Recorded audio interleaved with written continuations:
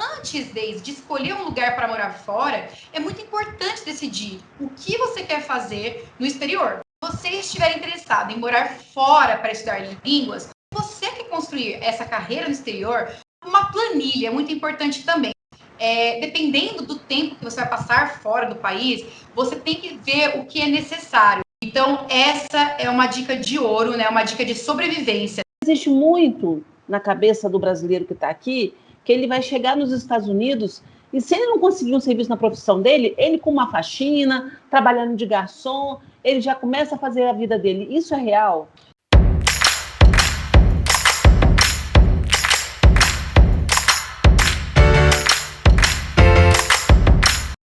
Olá, hoje nós vamos falar sobre realização de sonhos. E um sonho muito importante, o de morar fora do Brasil.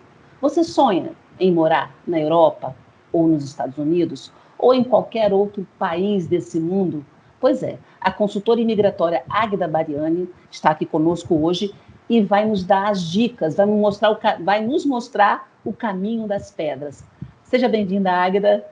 Obrigada, Deise Mello, pelo convite. É a segunda vez que estou no seu programa. Espero, né, poder responder as perguntas de todas as pessoas que assistem seu programa e as que vão assistir também esse vídeo e que tem esse sonho, né, de poder morar fora do país. Quem nunca, em alguma fase de sua vida, não pensou em morar fora do Brasil? Sair do Brasil e ir para outro lugar? Ou às vezes quem está na Espanha quer vir para o Brasil, né? Quem está fora do Brasil quer ir para outro país. Quem é que nunca pensou nisso? A maioria das pessoas pensa e se esquece. Outras ficam com aquele sonhozinho no coração, né? Aquela ponta de decepção porque nunca tentou. E às vezes não tenta porque não tem informação, não tem incentivo, tem medo. Nós vamos tentar agora esclarecer o máximo possível o pessoal que está em casa, tirar todas as dúvidas, para que você que está assistindo a gente, se você tem esse sonho, quer realmente mudar de país, para que você possa dar os passos certos, se sentir seguro e finalmente, em 2021, começar essa jornada aí. Bom, vamos seguir um roteirinho para que a Águida possa esclarecer tudo para a gente. Se você está gostando desse assunto, não se esqueça de dar o seu like, se inscrever no canal, fazer o seu comentário e deixar a sua pergunta que a Águida volta aqui para responder, tá bom? Em primeiro lugar, Águida, como começar isso? Como começar a planejar uma vida fora do Brasil? Sim, todos temos o sonho, né, de sair do Brasil. O que você falou, quem está fora do país talvez queira visitar o Brasil. A gente nunca fica contente 100%, a gente sempre quer alguma coisa de novidade. E realmente, eu sempre falo, se está no seu coração, você tem que tentar. É muito importante, né? Muitas pessoas vão dizer que você não vai conseguir, que não vai dar certo, mas se está no seu coração, você tem esse desejo dentro de você de sair do Brasil por um tempo, ou por tempo indeterminado ou determinado por você e sua família, ou se você vai com a sua família ou você vai sozinho, a gente tem que ter 9 pontos. Eu sempre falo, quando o cliente meu chega para mim e fala, Águida, eu quero sair do Brasil. Primeiro, eu pergunto assim, decida qual a razão de você morar fora. Por quê? Por que essa razão? Então, antes de escolher um lugar para morar fora, é muito importante decidir o que você quer fazer no exterior, né? Se é uma viagem para estudar línguas, fazer um semestre de universidade, cursar uma pós-graduação, doutorado, trabalhar, ou se você só quer viajar mesmo. Então, a gente tem que ver o primeiro ponto, decidir para onde você quer e qual que é a razão, tá? O segundo passo que eu discuto com o meu cliente são os primeiros passos para viver fora. Então, quando você decide o porquê de morar fora do Brasil, você deve começar a buscar as primeiras informações sobre o objetivo. O importante é ter um máximo de respostas para tomar essa decisão. Porque não adianta você falar, eu quero sair do Brasil porque eu estou com algum problema, ou porque eu perdi meu trabalho, ou porque eu quero só uma diversão. Não, você tem que definir, porque não é uma brincadeira morar fora. Existe financeiramente, né, existe um custo, existe onde eu vou morar, com quem eu vou ficar, se precisa de visto ou não. Então, existe uma série de documentação atrás do sonho que você tem de morar fora. E nada melhor que uma boa organização. E tem gente, desculpa. Imagina! Tem gente, né, Águida, que sonha realmente, né, em mudar de vida. Eu vejo isso, as pessoas falam assim, eu quero sair do Brasil porque eu quero ir para um país onde eu possa viver tranquilo e crescer. Né? As pessoas têm essa imagem de que no exterior vão crescer, vão ganhar dinheiro, vão ter sua casa própria, o seu carro, né? Então, o primeiro passo, como você está falando, é realmente definir o que quer fazer. E aí você vai continuar falando que eu te interrompi. Isso, eu definir mesmo, porque muita gente quer fugir, né? Ou fugir para poder, porque está muito ruim a situação que está vivendo e quer ir para outro país. Mas tem que seguir essas 9 regras que geralmente eu coloco para os meus clientes, para ver, porque às vezes é um problema interno. Então ele tem que se resolver primeiro antes de tomar a decisão de sair do país. Por quê? Porque você pode se frustrar mais para frente. Então, quando você sai do país, tem que saber que todos os países têm ponto positivo e tem ponto negativo e a serem melhorados. Então, não é em outro país que você vai resolver um problema interno que você tenha, né? Não é todo país que o governo é maravilhoso, é tudo perfeito, eu vou conseguir, se você é milionário. Não é assim que funciona. A cabeça tem que estar aberta, porque senão, porque quando a gente viaja, a gente tem que o quê? Adquirir conhecimento. E não somente mudar, sair de onde você está porque está horrível. Porque pode ser que você transforme em qualquer lugar onde você esteja horrível também. Então, você tem que mudar internamente para quando você sair do Brasil, você possa aprimorar os seus conhecimentos e possa tirar pontos positivos e os que vão ser melhorados dentro de você e fora do país também. Bem, o terceiro ponto, morar fora do Brasil para estudar, se for esse seu objetivo. Então, se você estiver interessado em morar fora para estudar línguas, o ideal é viajar, né, para esse país e ver qual língua que é. É francês, é inglês, é espanhol. Qual língua você vai falar? Vai para Portugal, é português mesmo. Então, são vários ideais que você quer para esse país e que você pratique esse idioma, né? Essa espera ativa que nós estamos de não poder viajar tão facilmente devido à pandemia, é você estudar essa outra língua.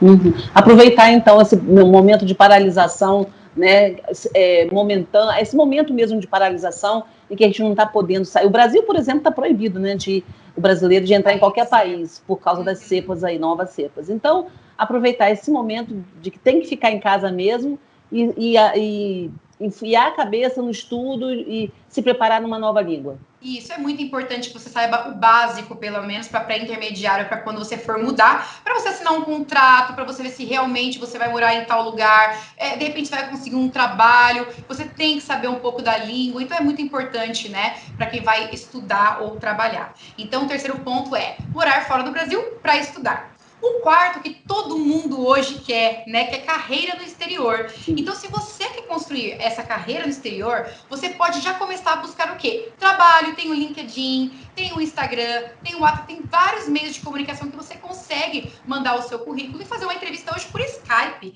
né? Então, são vários meios de comunicação que você pode usar para conseguir uma carreira no exterior, né? Então, não precisa esperar chegar lá, não precisa esperar chegar lá para conseguir, né? Já pode daqui começar a tentar os empregos, conseguir os empregos. E deve, né? Você pode jogar no Google o trabalho e ver, enviar o seu currículo e ver as posições, né, que você achar interessante. Mas há várias maneiras de contatar, né, o recrutador antes de viajar. Como o LinkedIn, que eu falei, que é uma rede social, que tem funcionado bastante, né, para recolocação do profissional fora do país. O LinkedIn, eu creio que é usado mundialmente. E muitos clientes meus já chegam para mim, Águida, acabei de conseguir um trabalho no exterior, qualquer lugar, né, dos continentes, e eu preciso de um visto de trabalho. E a empresa ela vai assinar uma série de documentações para dar o visto de trabalho para a pessoa. Então, de novo, tanto para estudar quanto para a carreira, né, de visto de trabalho, você tem que se programar. Então, usar esse tempo de pandemia, né, Daisy, para poder se programar, tanto para estudar, como para turismo, quanto para a carreira no exterior, tá? E o próximo ponto agora? Uma planilha é muito importante também. Por quê? Porque se você já tem uma ideia mais clara de qual país você deseja mudar, né? Chegou a parte o quê? De planejar. Então, a parte financeira é a sempre mais complicada, porque não é simplesmente você se jogar, ainda mais se você for com a sua família, com filhos, e tem que ter o planejamento. Então, você pode vender uma casa, vender um carro que você tenha no Brasil, para realmente colocar na sua planilha, né? Para você ver se realmente, se é uma viagem de estudo, de trabalho ou turismo. Você tem que fazer uma lista com alguns itens que você, né, terá que adquirir e tentar calcular, porque se você for chegar num país, dependendo do estado, você tem que ter um carro, porque o serviço público, né, o transporte público não tem tão fácil como Nova York, como Chicago, como Washington, que é um transporte público tem bastante. Se você for, de repente, para a Flórida, não tem muito transporte público, a pessoa tem que comprar um carro. Se você vai comprar uma casa, se você vai alugar, então tem que ter um contrato, geralmente eles pedem 2 aluguéis antes, né? Então, tudo isso, ele vai ajudar você a entender, né, o valor da sua viagem e também calcular esses custos iniciais para você não ter um problemão quando chegar lá com criança, com esposa, todo mundo desesperado. Onde eu vou morar? Qual carro eu vou comprar? Como que eu vou me deslocar para ir num trabalho? Então, você tem que ter essa planilha que é muito importante. Eu não sei se é verdade, mas a sensação que eu tenho, eu acredito que muita gente também, é que, deixa eu tirar o som aqui do computador, que está dando, né? A sensação que a gente tem é que é fácil comprar carro nos Estados Unidos. É tão fácil Sim, assim? é fácil. Geralmente você compra à vista, né? Você tem que ter a sua carteira de motorista brasileira, você tem que tirar os documentos tudo certinho, 3, 4 dias você consegue resolver isso e você compra. Existe o leasing também, que você compra o carro e paga parcelado. Mas é muito fácil sim comprar um carro no exterior como turista, como estudante, como visto de trabalho, ou realmente quem tem green card e assim vai. Essa planilha que você falou, então, seria mais ou menos aquela reserva que a gente É uma fala aqui? reserva ou a venda de algum bem que você quer colocar na sua planilha para poder realmente calcular o tempo que você vai ficar fora, determinado ou indeterminado por você e sua família. Obviamente, quem vai sozinho vai lá, né, com a cara e com a coragem e consegue se virar bem, conseguir um emprego, viver aí apenas alugando um quarto e assim vai. Mas quando você vai em família, uma planilha é muito importante. Eu acho que até sozinho também, né? Se quiser não contar com muito imprevisto, porque imprevistos sempre acontecem, né? Sim, sim, sim. Imprevistos sempre surgem, mas se você estiver preparado, feito a coisa certa para evitar o máximo de imprevistos, é melhor, né?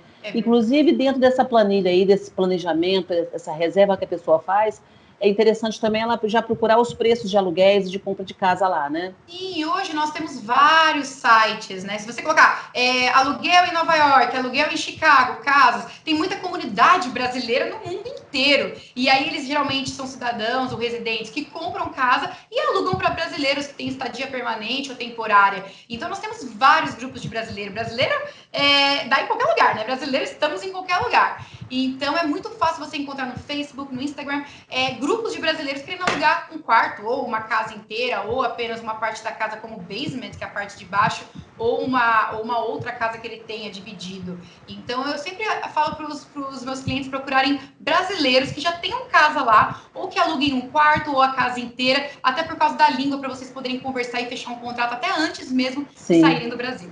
E a questão da segurança, Agda, acho que as pessoas devem ter medo, né? Será que eu vou procurar e eu não sei quem eu procuro lá? E se eu cair num golpe?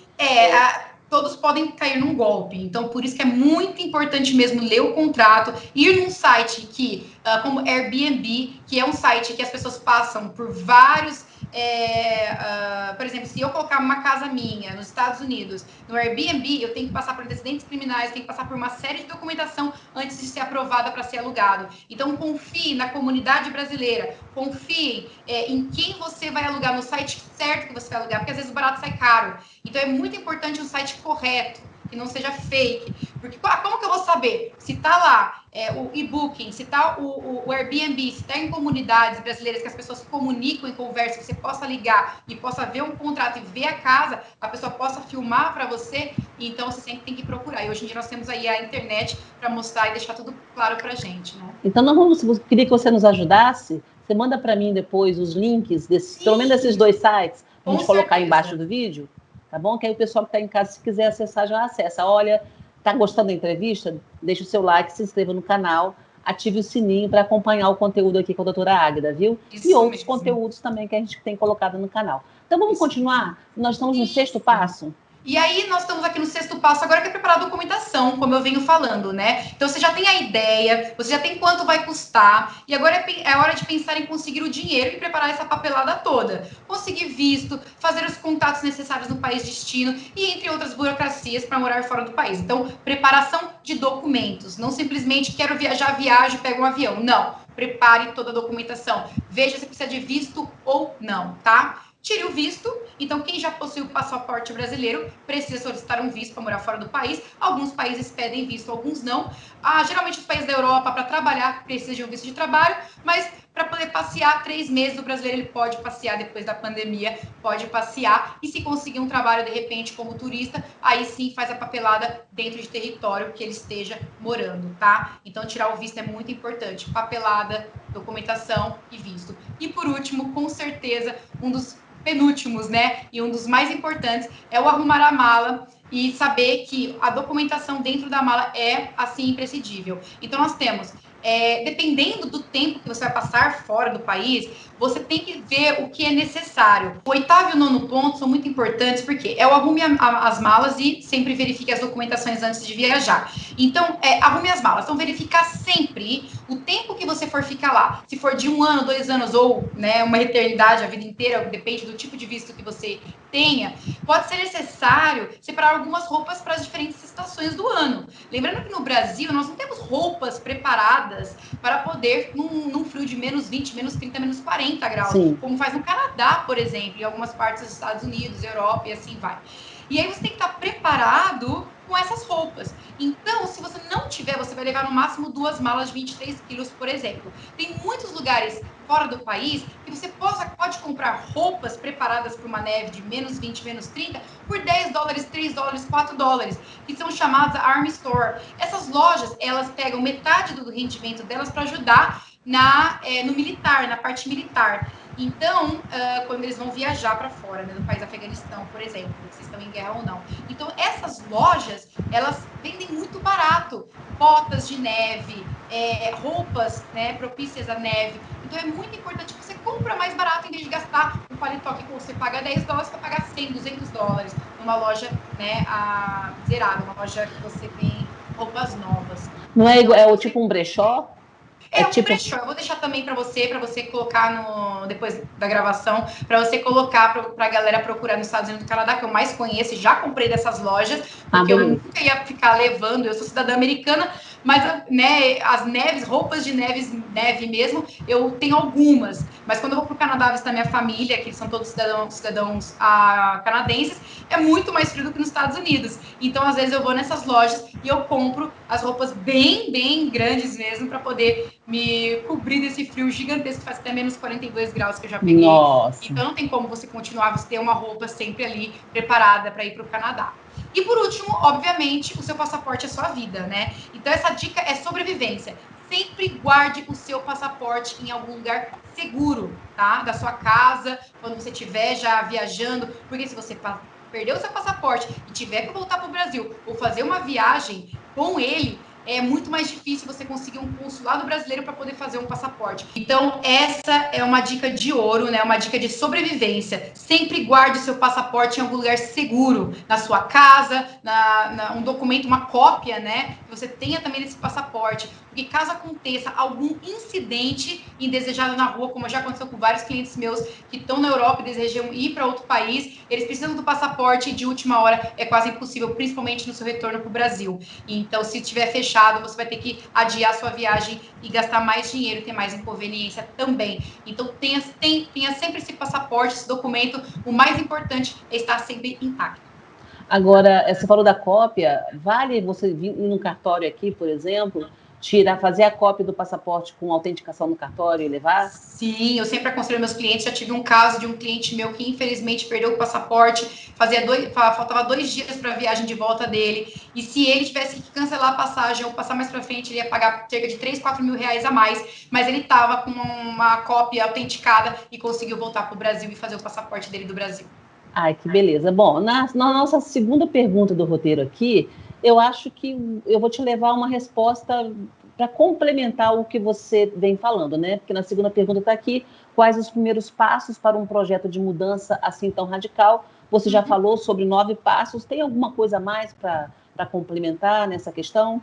Olha, é a gente entender que não se trata somente dos valores, né, gastos para isso. Por mais acostumados que possamos estar em visitar o outro país, morar nos Estados Unidos ou em qualquer lugar do mundo, ele exige um grau de entendimento cultural e até mesmo empresarial, né? Já que a principal preocupação da maioria das famílias é se estabelecer de uma maneira mais sólida e segura. Então é importante que se você for com a sua família, se você for sozinho, como a Daisy falou, ou apenas um casal, é ter essa segurança de que quando você chegar no país, você tenha uma casa para morar, pelo menos os 3 primeiros meses já pago, para você não ficar surtando, para poder trabalhar, se você não consegue ir ainda no seu visto de trabalho, e também alimentação, as crianças na escola matriculadas também. Então, estabelecer essa maneira mais sólida e segura para sua família ou para um casal, caso forem um casal. Mas de resto, essas 9 dicas são as mais importantes. Quais são as maiores dificuldades ou as possíveis dificuldades que normalmente uma pessoa encontra quando ela chega num país diferente? O primeiro que meus clientes falam é o frio, né? Geralmente eles vão para o país onde neva, onde faz frio, e geralmente essas pessoas são dos lugares mais quentes do Brasil. Então é o choque térmico ali. Nossa, meu Deus do céu. Eu pensei, porque nós brasileiras, principalmente, a gente gosta de sempre estar linda, maravilhosa, bem vestida. Chega lá, senhor, vou ter que cobrir o corpo inteiro. Chega a sair até com cobertor, né? Então, eu acho que o primeiro ali é o choque térmico que eles têm da chegada. A segunda barreira é a língua. Então, se você não teve esse treinamento, se você não fez nenhuma escola, e você chegou no país, a não ser que você vai realmente ter alguém que vai recepcionar você e você vai para uma comunidade brasileira, é o choque da língua. Então, obviamente, você vai chegar, não é bonitinho como você aprendeu no livro ali certinho, você falar, eles vão entender você. Então, eles vão falar rápido ali, blá, blá, blá, blá, rápido, e você, meu Deus, o que tá falando? É um choque cultural, um choque da língua muito grande, e demora algumas semanas para você se acostumar do jeito que eles vão falar. Porque você pode ter o melhor inglês do mundo, mas o jeito que cada lugar fala, o sotaque de cada lugar, dependendo da região, vai tornar um pouquinho complicado para você de início, até você se acostumar, né? Ah, então, Águida, me veio uma ideia aqui, né? Se eu estiver falando besteira, você fala. Nada é besteira, mas, sempre conhecimento. Né? Veja bem, se você está se preparando para ir para os Estados Unidos, por exemplo, né?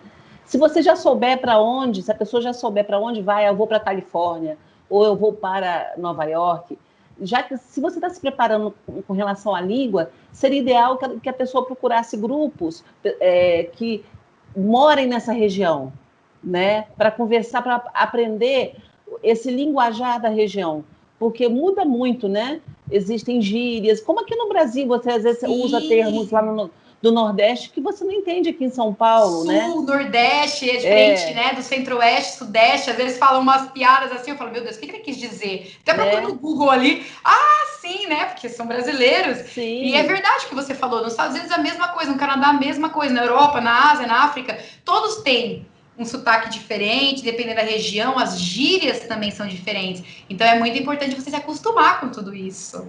Se conseguir um grupo, né, de internet que possa bater um papo, é legal, né? É muito importante também, se você já tiver, muitas pessoas vão, porque sempre tem alguém lá que já mora lá, que você conhece. Então, sempre quando você já tem essa oportunidade de ter alguém nessa cidade que você vai mudar, o estado que você vai mudar, que possa te receber e possa dar a primeira, segunda semana esse abrigo para você, né, brasileiro, esse calor humano apoio, né? que nós temos, é muito melhor. Então, a maioria, vamos colocar que 70% dos meus clientes que chegam até mim, que estão no Brasil e vão mudar para o exterior, eles já conhecem alguém que mora lá e que vão recebê-los. Então, isso torna muito melhor.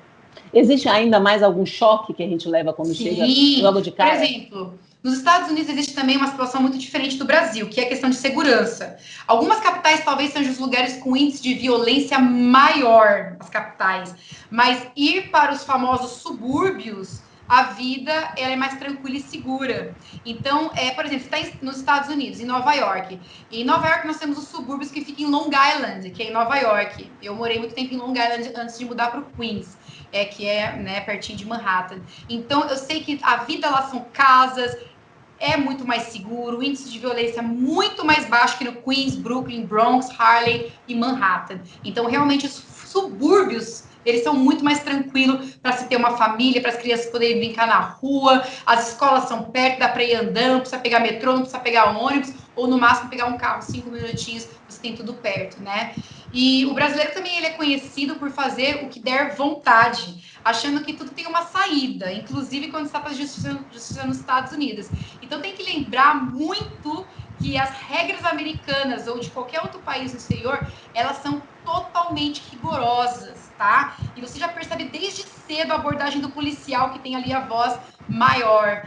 Então, tudo é corte. Se você bate o carro, você vai para a corte, né? Que é o júri ali, que vai ter o juiz, e você vai ter que explicar por que você bateu o carro, por que você brigou com a sua vizinha, por que o cachorro mordeu a sua vizinha. Então, tudo é corte. Todos os policiais vão ter razão ali 90% dos casos. Então, não adianta o jeitinho brasileiro que todos nós temos, eu até me incluo nisso, né? Mas vai dar certo, a gente pode pagar a dívida e pronto. Não, tudo é corte, tudo é rigoroso, tudo é burocrático nos Estados Unidos. Então, tem que seguir a lei imposta. Então, gente, não saia do Brasil pensando em dar o jeitinho brasileiro lá, né? Não pode. Vai se ferrar se pensar assim, né? Opa, vai, hein? Então, isso Então, tudo é muito absolutamente importante, porque quando a pessoa vai ou como turista, como estudante ou como trabalho, ele já vai com a intenção, talvez, até de morar, conseguir um green card, futuramente uma cidadania. Então, sempre eu tive na minha mente, desde visto de turismo, desde visto de noiva, green card, que quando chegasse na minha cidadania, eles iam ter um papel desse tamanho, um bloco desse tamanho da minha vida inteirinha nos Estados Unidos. olha. E realmente, quando eu fui fazer a minha prova de cidadania americana, eles pegaram minha vida desde quando eu fui ao pair, o visto J1, quando eu tinha 18 anos. Hoje tenho 35, gente. E sentou ali com todo o meu histórico. E graças a Deus, eu nunca cometi nenhuma infração de trânsito, nunca tive problema com corte. E aí, fluiu muito bem. Então, você vai como turista, você acha que uma coisinha assim, quando você conseguir uma cidadania americana, não vai fazer diferença? Vai fazer diferença sim. Então, cumpra a lei. E cumpra a lei no Brasil também, que é muito importante em qualquer lugar que você esteja. Verdade. Podemos avançar? Então, Sim. a próxima pergunta seria: bom, nós já chegamos, levamos aquele susto, nós já entramos agora na fase de adaptação. Existe alguma dica em cima disso daí? Então, a gente não pode esquecer da intensidade de cada fase e varia de pessoa a pessoa. Porque, enquanto seres humanos que nós somos, nós temos essa necessidade de percepções desse mundo distinto, né? Que é você estar num lugar e mudar para o outro, com pessoas diferentes, com falas diferentes, com costumes diferentes, né? Então, para compreender um pouco mais esse processo de adaptação e suas fases, é muito importante observar de uma maneira mais simplificada. Temos a fase da lua de mel, que é aquela fase quando o brasileiro chega, é tudo lindo, é tudo maravilhoso. Nossa, tudo que acontece na série, no filme, a pessoa fica assim, meu Deus, eu não quero nunca mais mudar daqui. Então, essa fase é da lua de mel, né? E aí tem as outras fases também. E para essa fase de lua de mel durar muito tempo, ou alguns meses, você tem que fazer alguns esforços, porque a fase de lua de mel geralmente demora aí 2, 3, 4 semanas e você já tá indo, né? E depois da lua de mel vem essa fase de choque cultural, que é muito importante. E ela acontece quando a pessoa é exposta à dificuldade de viver como imigrante. Então, vem as dificuldades que se apresentam de comunicação, por causa dessa barreira de idioma que eu falei. Estudem antes de ir. Estudem o idioma que é praticado no país que você quer. Então, essa barreira. A barreira financeira também, porque você vai ter que trabalhar, então vai sempre viajar para fora. Aí eu vou viajar hoje, eu vou para um bar hoje. Quantas pessoas chegaram no primeiro mês, gastaram todo o dinheiro, estão trabalhando, porém não tem como, porque tem que pagar aluguel, pagar luz, pagar imposto americano, que é caro. Então, não é mais viajar. Você vai sair da sua casa às 5h30 da manhã, 6 da manhã e voltar às 10 da noite. E talvez ter o sábado ou apenas o domingo para poder viajar. Óbvio, tem a compensação também de 2 semanas de férias, 3 semanas durante o ano.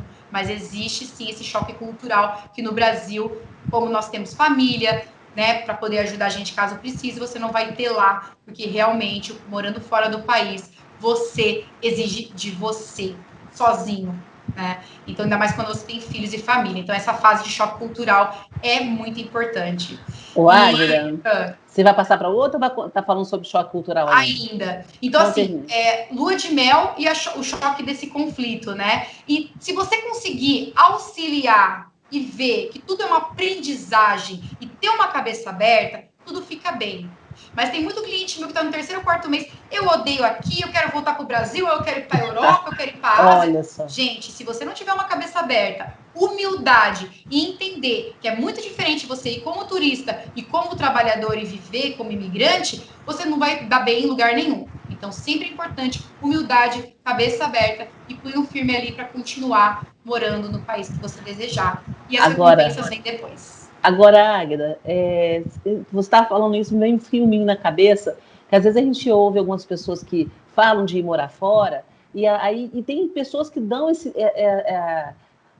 contam como se fosse um testemunho. Não, eu fui, ou algum conhecido meu foi lá e começou como faxineiro, ganhava muito mais do que um empresário aqui, do que um professor aqui, e com serviço de faxina conseguiu comprar carro, conseguiu comprar isso, comprar aquilo.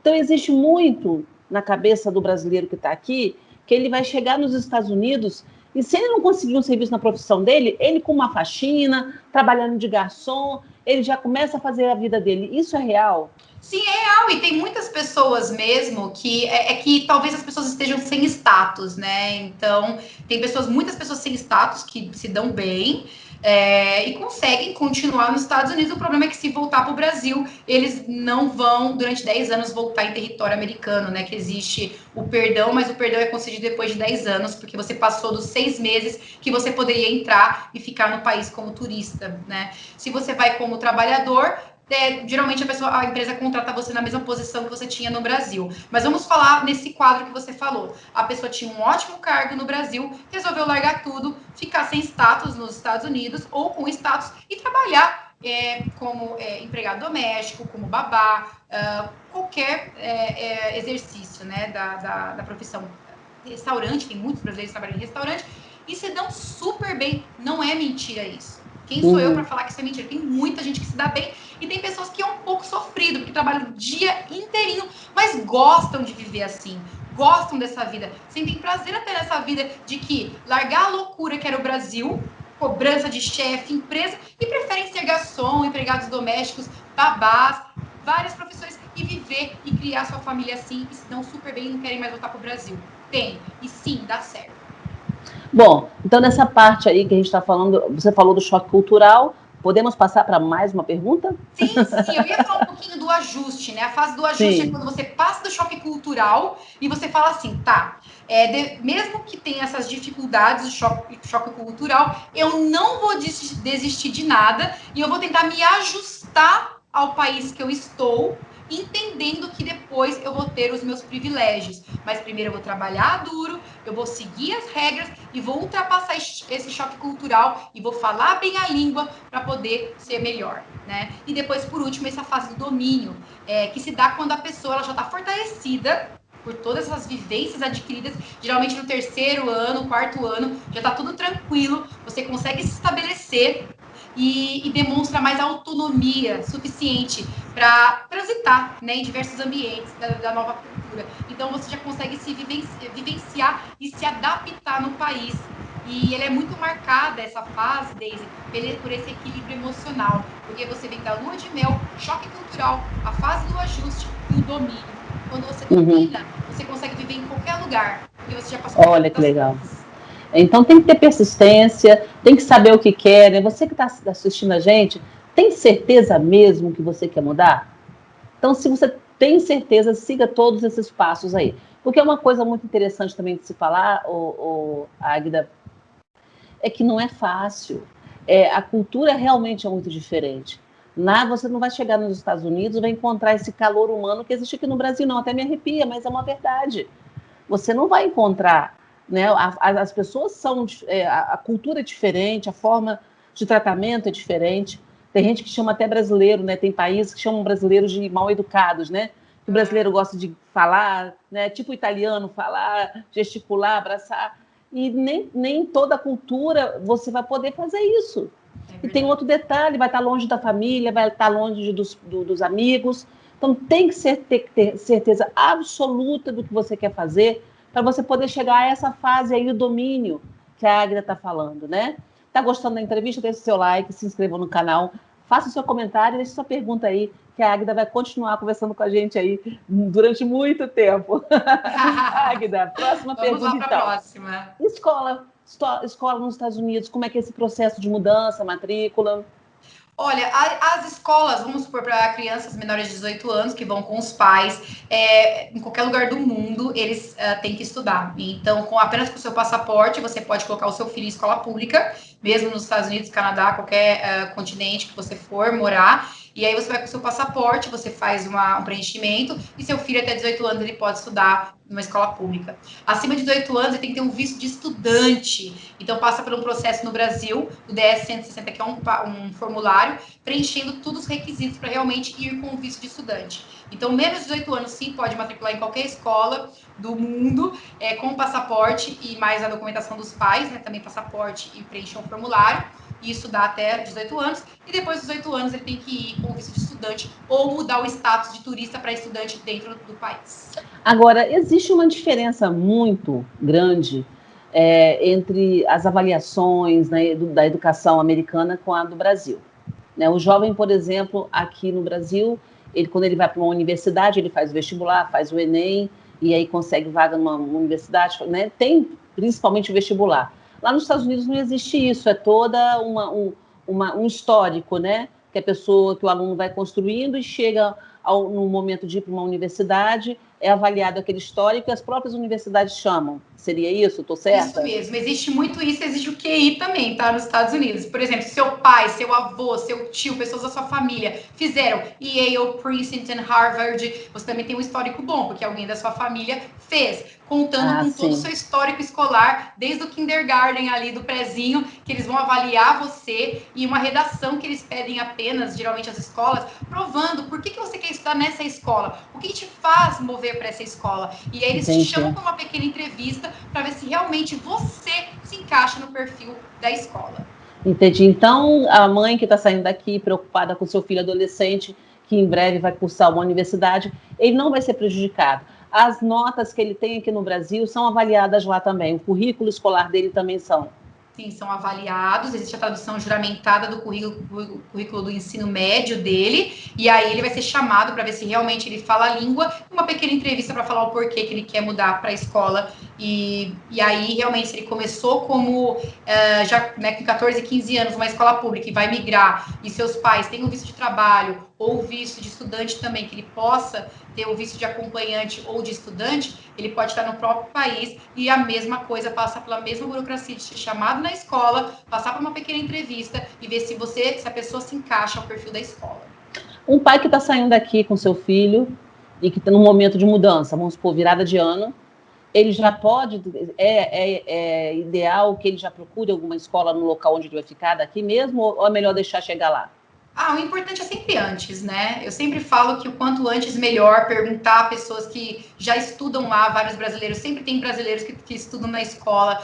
Hoje os sites oferecem várias pessoas das escolas que falam português, que são brasileiros que trabalham dentro da escola e coloca você num canal direto com essa pessoa para você tirar todas as dúvidas de pagamento, né? Que depois as universidades são pagas. Então, como que funciona o modo de pagamento, quanto tempo a universidade vai levar, quais são as matérias. Então, cada universidade geralmente tem um brasileiro que vai conversar com você já estando no Brasil para poder ver toda a documentação que vai precisar para colocar o filho na escola. Bom, legal. Então, com relação à questão de visto, a gente falou lá atrás, visto, passaporte, mas dando uma clareada um pouquinho maior, normalmente nem todo mundo sai daqui já com uma coisa mais prolongada, né, para morar lá. Então, o normal mesmo, o normal é que eles saem daqui com tipo de visto. Com que tipo de visto? Olha, nos Estados Unidos, todos os vistos são temporários.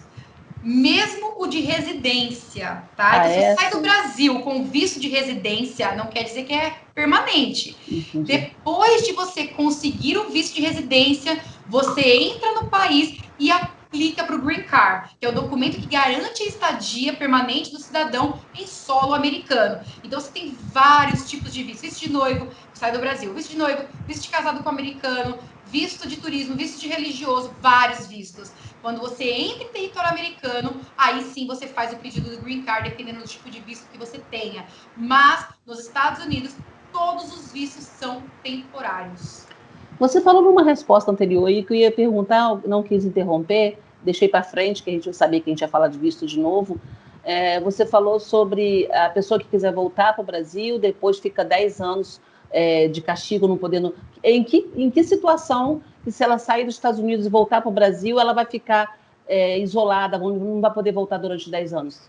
Tá, vamos pegar vários clientes meus que acontecem isso, depois viram meus clientes, né? Eles foram no ano aí de 2011, ficaram 6 meses, né? Ou na Europa, 3 meses, que é o tempo preciso. Cada país tem aí a sua regra. E aí, eles vão colocar os Estados Unidos, que é 6 meses. Chega nos Estados Unidos, faz tudo, trabalha, estuda, sem status, só apenas com visto de turismo, né? Faz tudo, abre conta, tem uma vida.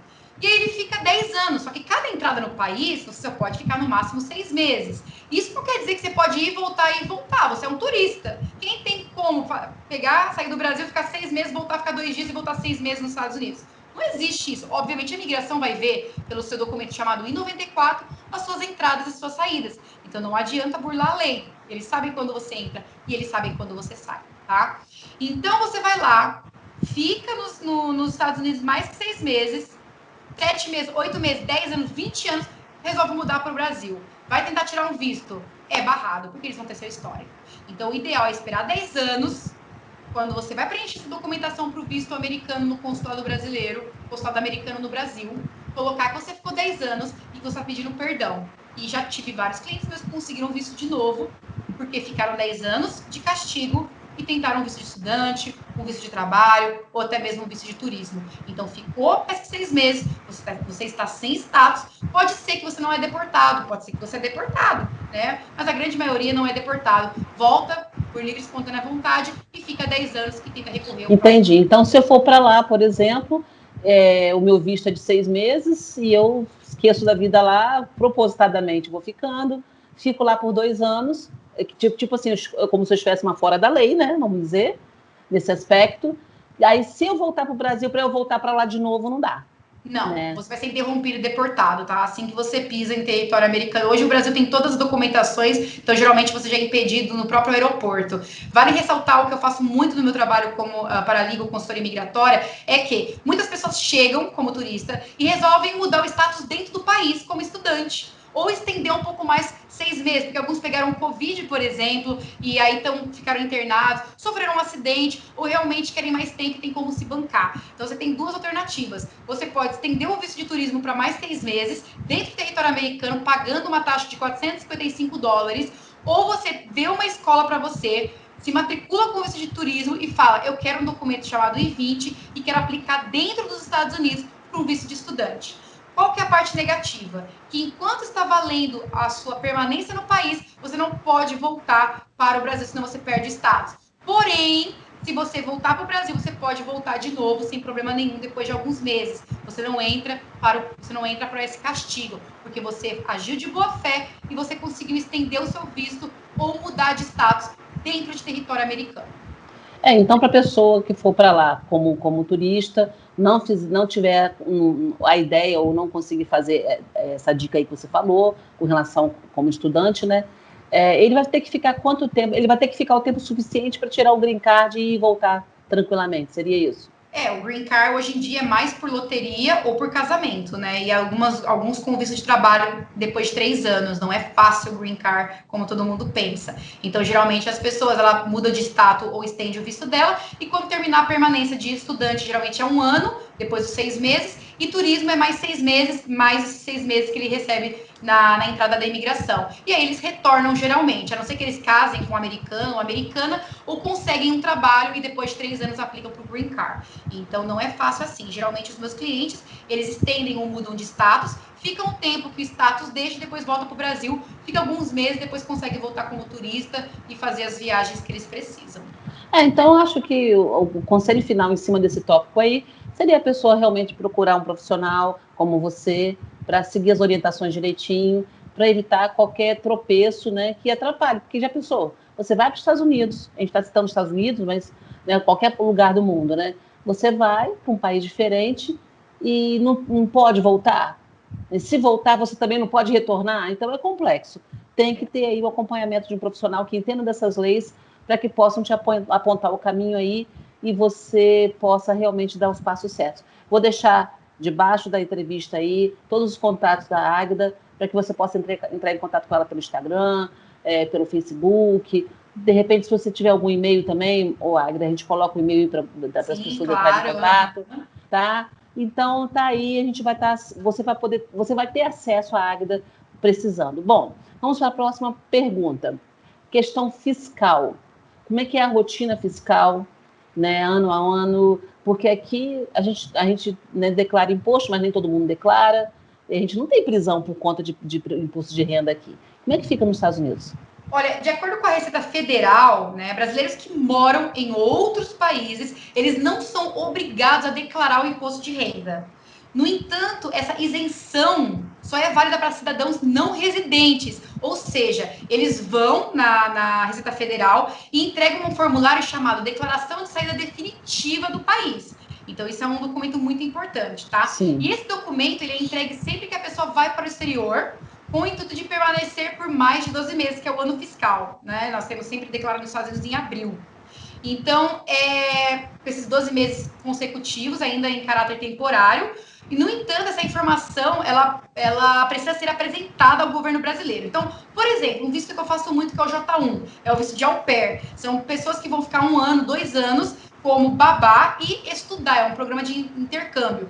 Elas são obrigadas por lei, por ter o Social Security Number, que é um CPF americano, por exemplo, e eles declaram imposto, mas não são obrigados a pagar o imposto, apenas declarar, porque a família que paga eles declaram. A mesma coisa quem tem um visto de trabalho. Se passar de 14, 15 mil dólares ao ano, ele tem que declarar, porque a empresa declara e pagar. Agora, se for no Poverty Line, que é uma linha, entre aspas, da pobreza que eles colocam, é 14 mil dólares a menos, a pessoa declara, mas não precisa pagar o imposto, tá? Então, sim, você tem que procurar um contador. Tem muitos contadores brasileiros nos Estados Unidos que pode dar uma maior dica para você em relação a isso. Se você tem 12 meses consecutivos e está recebendo dinheiro americano, você é obrigado a declarar, porque isso vai constar na hora de você quando você tiver um green card, uma cidadania americana, ou pedir um outro visto que está expirando o seu visto americano, você tem que pedir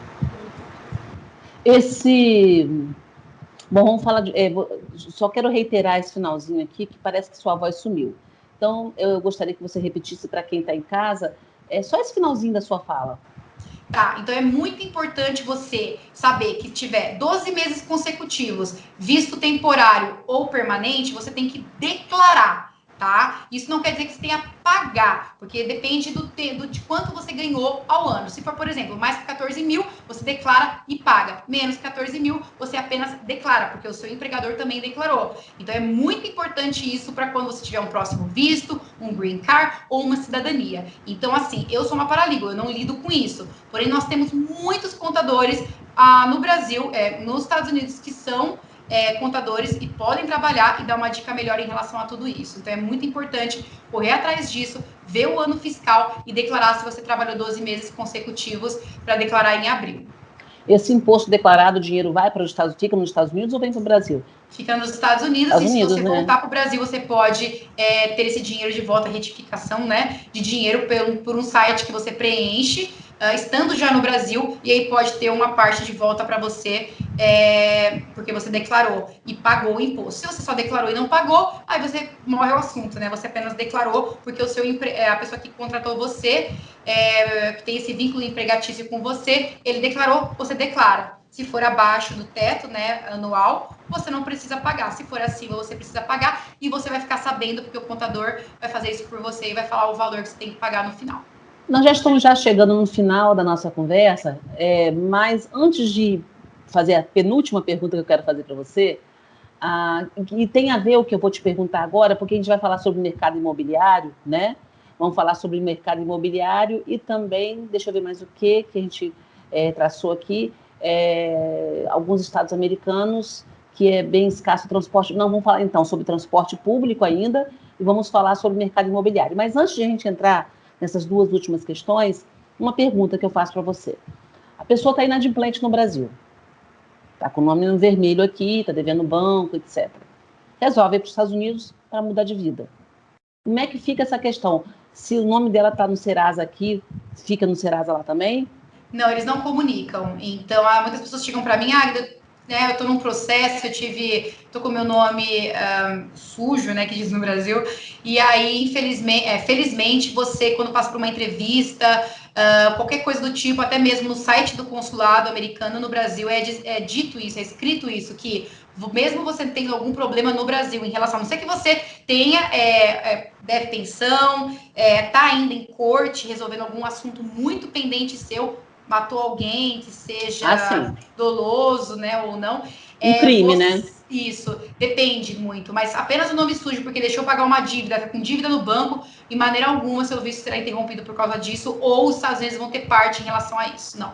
Tá, mas aí se ela quiser, a gente vai entrar falando sobre mercado imobiliário, se é fácil comprar ou não um imóvel, tem a questão do veículo, né? Como é que faz? Se ele estiver inadimplente no Brasil e ele quiser comprar um imóvel, financiar um imóvel lá, Como é que é feito esse financiamento? Vamos entrar logo na próxima pergunta, então. Sim, Como é o mercado, né? Vamos engajando isso aí. Como é o mercado imobiliário nos Estados Unidos? É fácil ou não comprar e alugar uma casa lá? Sim, eu não estou no papel para falar sobre isso, mas pelo que eu ouço muito dos meus clientes que compraram casa, carro, geralmente os brasileiros que compram já estando no Brasil, eles vão ter que passar totalmente, porque é a conta do Brasil que eles vão passar, e se for um leasing, né, que tiver que pagar aí um mortgage, ele vai ter que realmente mandar a declaração de imposto de renda do Brasil, mandar os 3 últimos extratos do Brasil e provar que não tem nenhum problema em relação à sua conta no Brasil, não deve para ninguém. Se ele comprar estando nos Estados Unidos, com o crédito dos Estados Unidos que ele conquistou, um credit score que nós chamamos, e está com o nome limpo nos Estados Unidos, ele consegue comprar uma casa e um carro. Então, depende de onde você vai comprar. Se você construir um crédito nos Estados Unidos, eles vão se basear pelo crédito dos Estados Unidos. Se você comprar baseado no seu dinheiro do Brasil, fazer transferência do Brasil para os Estados Unidos, eles vão, consequentemente, ver seu histórico inteiro do Brasil. Então, se eu estou aqui ainda, quero comprar já uma casa lá, eles vão verificar o meu histórico aqui. Sim. Agora, eu mudei para lá, estou tendo o meu salário, estou tendo a minha vida nos Estados Unidos, então, aí eles vão basear a minha situação com o que eu ganho lá. Eu estou perguntando isso porque, sim, tem muita gente que enfrenta problema financeiro. E às vezes tem o medo, se eu quiser comprar uma casa lá, como é que eu vou comprar se eu estou com o nome sujo aqui no Brasil? Se você tem uma vida certa, se você mudou de vida realmente, chegou nos Estados Unidos e está ganhando o seu dinheiro, não está devendo a ninguém lá, e está pagando tudo direitinho, com certeza você vai conseguir comprar a sua casa, o seu carro financiado, né? Excelente, isso mesmo. Então tá. Então, com relação a essa questão do mercado imobiliário, já falamos? Vamos para a última pergunta, então? Sim, vamos. Então, aqui, ó, o que eu anotei aqui. Por último, vou até ler aqui, hein? Por último, não menos importante, ainda mais em alguns estados americanos, que é bem escasso o transporte público, como é comprar carro. Porque, me explica isso, então. A gente tem aquela visão de que os Estados Unidos tudo é perfeito, né? Eu acredito até porque, pela facilidade que se tem de comprar carro lá, eles não se preocupam muito com o transporte público. Né? Depende do local, né? Se for mais ao norte ali, Nova York, Chicago, onde são estados ali que tem mais metrópole, você vai ter muito transporte público muito bom. Né? Se você for mais para Flórida, Texas, o transporte público ele não é tão usado porque as pessoas realmente compram um carro, financiam um carro. E é muito mais usado o carro, você tem que ter um carro. Então, olha só esse último alerta que a gente dá para você aí. Mais uma vez é importante você investigar para onde você vai, para saber se o transporte público, se tem transporte público, se é escasso ou não. Porque se você for para um local onde tem pouco transporte público, você vai ter sim que se preocupar logo de imediato em comprar um carro, né, Águida? E muitas vezes, Deise, o que eu tenho notado nesses últimos 10 anos, os meus clientes eles chegam em território americano, onde eles estão, mas principalmente nos Estados Unidos e Canadá, que é muito barato comprar um carro, e principalmente nos Estados Unidos, né, que compram um carro por $500, $1.000, para poder, pelo menos no primeiro ano, um carrinho simples, mas que eles possam ir e vir, né, do trabalho para casa, legal. Da escola para casa, é muito comum. E depois, aos poucos, depois de ter passado o choque cultural e tudo, conseguem um financiamento, porque os juros não são tão altos quanto o Brasil, e aí eles conseguem esse subsídio, né, esse leasing, que não é difícil conseguir, porque já construiu nesse um ano um credit score, e aí sim consegue comprar um carro. Então, muitas vezes você com visto de turismo, você vai e compra um carro como estudante, compra um carro, fica um ano com ele, junta uma grana, um dinheiro, faz o seu credit score, mostra que você sempre pagou certinho seu cartão de crédito, tem um score legal, uma pontuação legal, e aí você consegue comprar. Bom, Águida, então eu acho que a gente fez um passo a passo muito interessante, bem explicativo para quem está assistindo a gente. Você que está assistindo essa entrevista, eu creio que você tirou muitas dúvidas. Se você tem o sonho de ir para os Estados Unidos ou para qualquer outro lugar do mundo, você já teve aí uma orientação, um passo a passo que vai te ajudar a fazer essa transição com a maior segurança possível. Então, pé no chão, gente. É muito importante para que vocês possam mudar de vida sem medo e com mais segurança. Né? Então, se você gostou dessa entrevista, tenho certeza que gostou, mas deixe o seu comentário, deixe o seu like, é claro, para ajudar a gente aqui no canal, se inscreva para você poder acompanhar o nosso conteúdo, faça seu comentário e faça a sua pergunta. Tem alguma coisa que você ficou de fora ainda? Tem alguma duvidazinha que você ainda não foi respondido? Deixa a sua pergunta aí, porque a doutora Águida estou chamando você de doutora, né? Mas a gente combinou de eu não te chamar de doutora. Mas a Águida, né, poderia ser, né? Porque tem doutorado e doutora, né? Mas você pode deixar aqui a sua pergunta, que a Águida vai responder para a gente. Na próxima participação dela, ela estará respondendo as perguntas que vocês deixarem aí.